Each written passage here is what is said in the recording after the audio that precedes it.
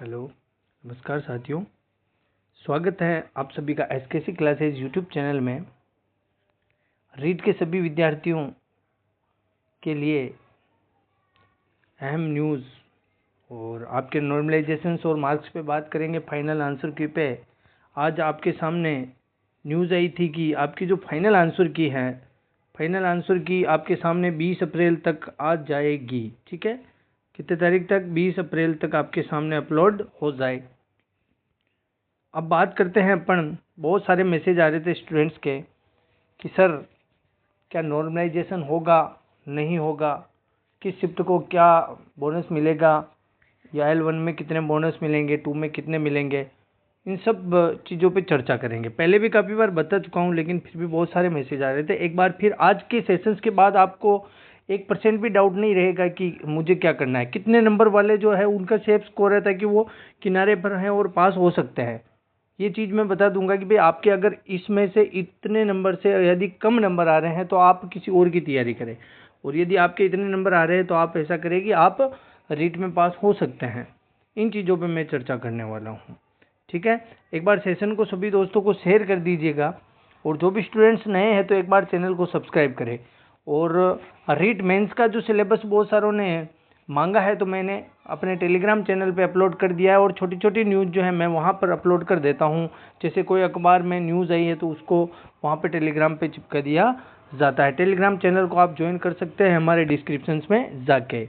ठीक है, बात करते हैं किस शिफ्ट को होगा फ़ायदा। देखिएगा, आपके 3 शिफ्टों में जो है टोटल OLR एग्ज़ाम हुआ था। कितने शिफ्टों में हुआ था दोस्तों? 3 शिफ्टों के अंतर्गत एग्ज़ाम हुआ था, जिसमें से फर्स्ट शिफ्ट जो थी दोस्तों वो L1 की थी।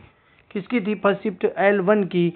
और सेकंड शिफ्ट जो थी वो L2 की थी, और थर्ड शिफ्ट थी वो भी L2 की थी। ठीक है दोस्तों,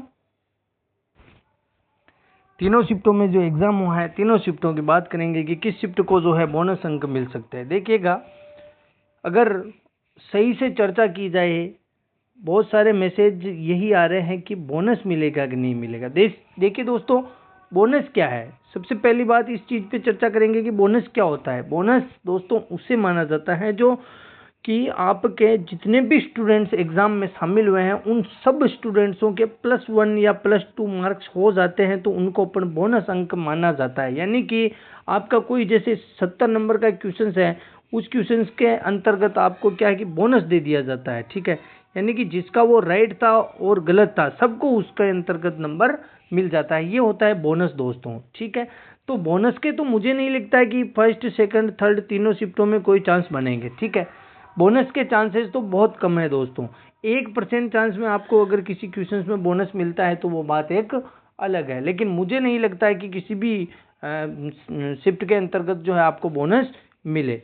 दूसरी बात है कि कौन सी शिफ्ट को जो फायदा है। देखिए दोस्तों, फायदे की बात करें तो आपके L2 का जो अपने सेकंड शिफ्ट में जो एग्जाम हुआ था, यानी कि 27 को जो सेकंड शिफ्ट में एग्जाम हुआ था, उसके अंतर्गत सबसे ज़्यादा आपत्तियां लगी हैं। ठीक है दोस्तों, सबसे ज़्यादा आपत्तियां उस शिफ्ट के अंतर्गत लगी है। तो ऑब्वियसली बात है, अगर ज़्यादा आपत्तियां लगी थी और ज़्यादा बोर्ड उनमें से यदि अधिकांश क्वेश्चनों को एक्सेप्ट कर लेता है तो उसमें सबसे ज़्यादा मार्क्स जो है बढ़ने के चांसेस रहेंगे। अब कितने मार्क्स बढ़ेंगे और कितने वाले सेफ स्कोर पे हैं उस पर बात करेंगे अभी आगे। ठीक है, कितने नंबर बढ़ेंगे इस चीज़ पे और बात कर लेते हैं।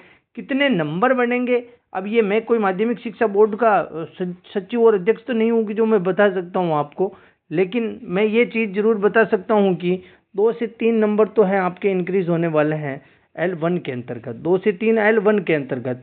L2 के अंतर्गत बात करें, सेकंड शिफ्ट में जिनका एग्जाम था उसके अंतर्गत यदि बात करें तो आपके उसके में अंदर भी 2 से 3 नंबर इंक्रीज होने के चांसेस हैं। और थर्ड शिफ्ट के अंतर्गत जो L2 का एग्जाम हुआ था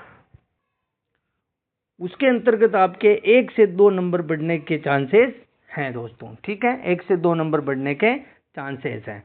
और कितने नंबर वाले पास हो सकते हैं? देखिए दोस्तों, यदि आपके कैटेगरी में आप हो और आपके 82 नंबर्स की आवश्यकता है और आपके यदि 80 नंबर आ रहे हैं तो मैं कह रहा हूँ आप पास होने की कगार पे हैं और आप निश्चित रूप से जो है पास हो जाएंगे।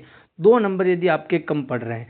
ठीक है, अगर बात करें 78 नंबर जिसके आ रहे हैं तो 78 नंबर वाले कुछ न कुछ मतलब यदि नॉर्मलाइजेशन हुआ, ठीक है, नॉर्मलाइजेशन हुआ और आपके 1 से 2 नंबर बढ़ते हैं तो आपके चांसेस भी इसके अंतर्गत हो सकते हैं।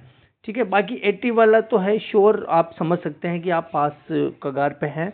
और 88 जो जनरल में है, वो 88 वाले जिसके 2 नंबर जो अपनी पात्रता से 2 नंबर कम हैं, वो जरूर अपने फाइनल आंसर की का जो है इंतजार कर सकते हैं। ठीक है दोस्तों, और बाकी यदि जिनके 10 नंबर, 5 नंबर, 8 नंबर, 7 नंबर कम है, तो वो है ना किसी और रास्ते को पकड़ लीजिए, किसी और कंपटीशंस की तैयारी जो है आप करने लग जाइए। इस चीज़ के भरोसे आपको नहीं बैठे रहना है।